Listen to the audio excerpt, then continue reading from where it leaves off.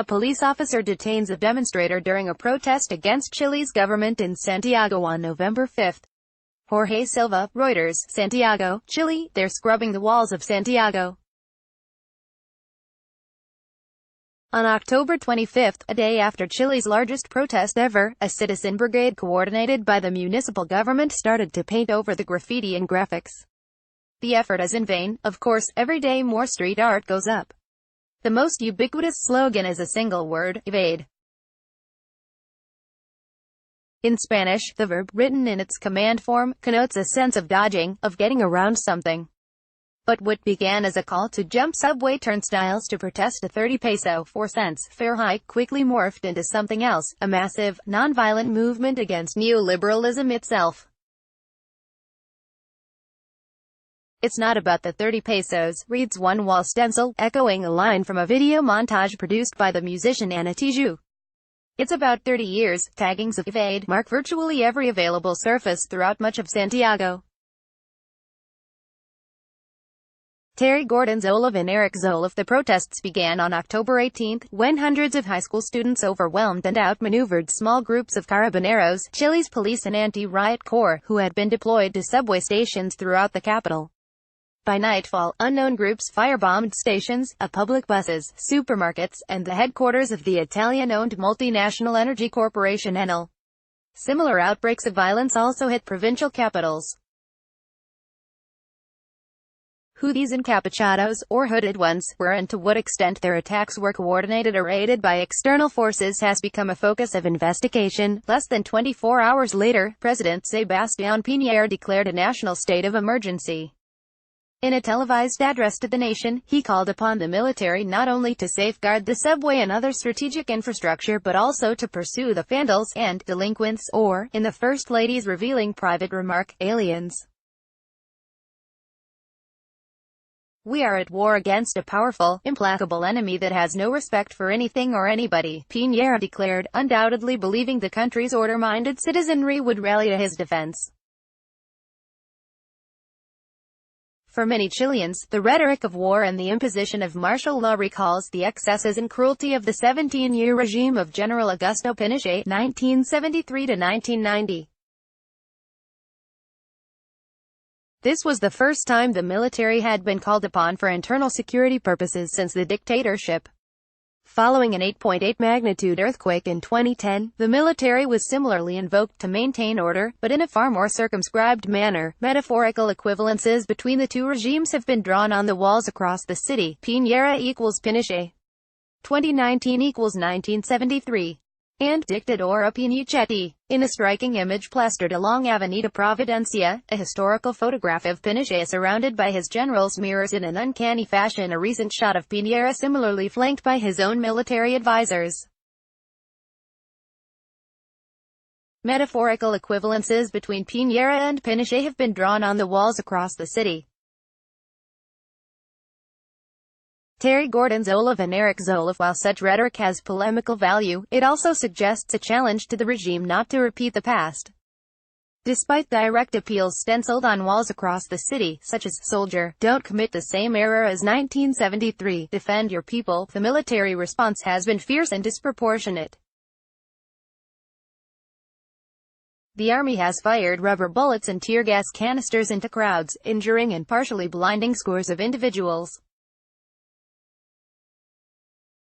Sergio Mico, the director of Chile's Instituto Nacional de Derechos Humanos, National Institute of Human Rights, has signaled a situation of enormous gravity, citing 142 complaints of torture, including beatings, degradation, and UAL violence. A historical photograph of Pinochet surrounded by his generals mirrors a recent shot of Piñera similarly flanked by his advisors. Terry Gordon Zolov and Eric Zolov. In the last week, new messages have appeared on public spaces, such as a bright red spray-painted stencil declaring, "Torture is happening in Chile," in 2019, and a series of blood-splattered prints stating, 210 wounded by weapons, 18 deaths. That number is now up to more than 1,500 injured and 23 dead. Photographic images of protesters recently shot by the military cover an exterior wall near Metro Salvador, accompanied by the somber words, "We promised never again. We were wrong, we trusted too much." During the first 5 years of the Pinochet regime, the military executed or disappeared 3,000 so-called subversives and imprisoned and tortured more than 30,000. At its height, the Pinochet government ran 1,132 centers for detention and torture. Because of a general amnesty the regime granted itself in 1978, justice has been slow. Two Truth Commission reports have documented egregious human rights violations, and memorial sites cover the metropolitan area.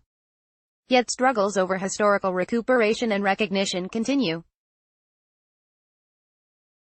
For many Chileans, the neoliberal heritage of the Pinochet era has affected not only economic processes but also the project of restorative justice itself. For example, around 3037, a notorious house of torture and UAL abuse known as the Sexy Blindfold, Pendasexy, is the site of a current struggle. Even though the government declared the house a national monument in May 2016, a real estate agency bought the property in May. Under the motto, "Memory isn't for sale," a survivors collective, Mujeres Sobrevivientes Siempre Resistance, women survivors still resisting, is contesting the sale. According to Patricia Artes Ibanez, the director of a current theatrical production, Iran. Tellingly, another prominent graffiti symbol denounces the conflation of nation and market by transforming the C of Chile into a dollar sign. One prominent graffiti symbol denounces the conflation of nation and market by transforming the C of Chile into a dollar sign. Terry Gordon Zolov and Eric Zolov. The walls speak of suppressed rage, but also of aspirations for alternative futures. Look, a protest banner at the massive October the 25th of March along Avenue Alameda proclaimed, "We opened the great avenues, Alamedas, in your honor." It was a clear allusion to Salvador Allende's final radio address in which he promised that, sooner rather than later, the great avenues will open again where free men will walk to build a better society. One prominent symbol from the past catapulted to the forefront by this mobilization of memory is Victor Jara, the protest singer who was brutally tortured and assassinated following the 1973 coup d'état. During the week of curfew that ended on October 27, residents across Santiago would put speakers in their apartment windows and sing out his 1971 signature song, El Derecho de Vivir en Paz, the right to live in peace, as an act of passive protest against the order to clear the city streets. On October 25, a group calling itself 1,000 Guitars for Victor Jara coordinated a mass collective performance of the song in front of the National Library. The original lyrics are somewhat anachronistic, given the references to Ho Chi Minh, Indochina, and napalm, but the main refrain, "the right to live in peace," resonates widely. Images of and quotes from Jara spread across protest signage and wall graffiti. By the following day, an intergenerational collective of musicians had recorded a new version of his song, replacing the pro-Viet Cong references with lines such as, "Con respeto y libertad, un nuevo pacto social," with respect and liberty, a new social pact. In addition to Jara's socialism, one also encounters anarchist punk tendencies in the protest imagery. El Derecho de Vivir en Punk reads a spray-painted recycling bin in the Plaza 1 the 13th on Nueva Providencia, in a playful appropriation of Jara's famous refrain. Taggings of trademark, or mark, depending on one's aesthetic preferences, virtually every available surface throughout central parts of the city, including public monuments and historic buildings.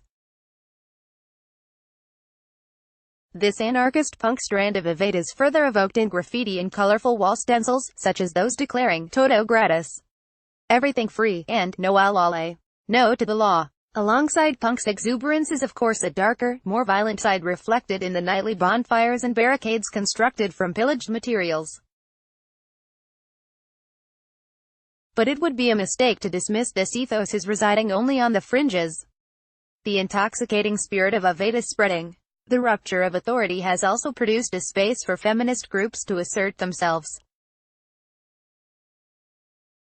One wall message proclaims, "The revolution is feminist," employing the circled anarquista and feminista. Accusations of UAL violence by the military and police against detained protesters have reinvigorated feminist organizations, such as the collective Feministas 8M.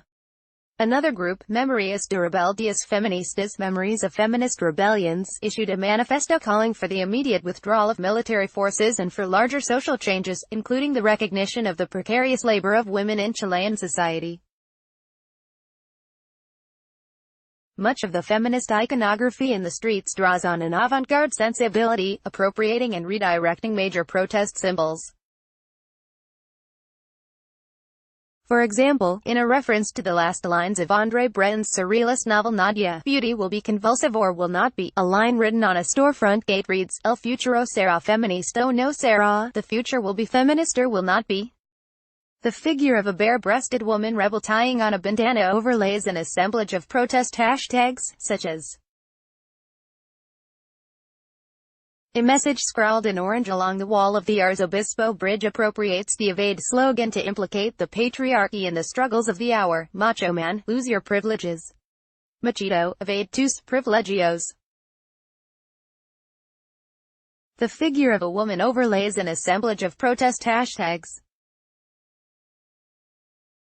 Terry Gordon Zolov and Eric Zoll of Chile is no longer the petri dish for neoliberalism, as it was following Pinochet's 1973 coup. But many of the principles established under Pinochet and enshrined in the country's 1980 constitution continue to govern. Most public utilities are privatized or semi-privatized, including water, roads, energy, and healthcare. Market forces also guide the nation's pension system as well as many aspects of higher education. Modest economic and social reforms implemented under the two terms of Socialist President Michelle Bachelet 2006-10, 2014-18 ameliorated conditions for the most vulnerable. But privatization is entrenched and difficult to dislodge.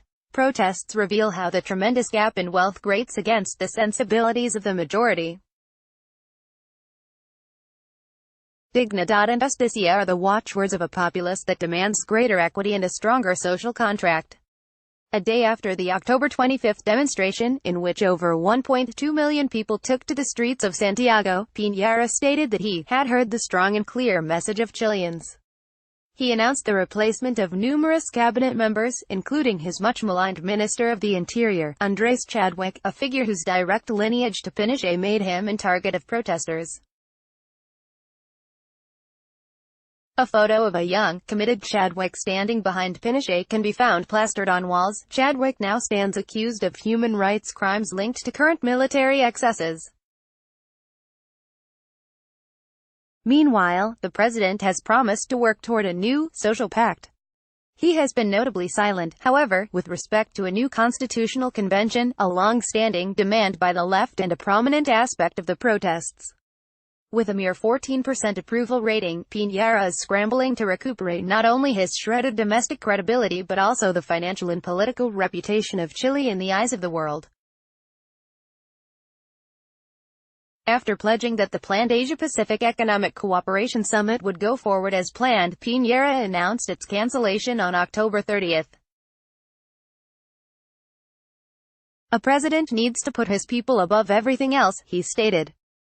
The UN Climate Change Summit, COP25, scheduled for December, was similarly shelved. Fires still burn and the protests continue in Santiago, though less fiercely than in October. Many, if not most, Chileans clearly wish for a return to some semblance of normalcy. Shops and restaurants have been closing at 4 p.m. The shuttering of businesses has meant not only lost revenue but also lost wages. A crowdfunding website has been launched to highlight the impact of the protests on everyday Chileans. The destruction of key sections of the subway has also made commutes, especially for those in the working class who frequently need to traverse the city, difficult and time-consuming. The pressing questions facing Chile are, how long will workers wait patiently for political solutions to take hold? Will newly empowered youth accept anything short of radical change? Will the continued breakdown in order give sustenance to far-right political platforms, thus far absent? Chile despertó, Chile woke up, is the motto of optimism.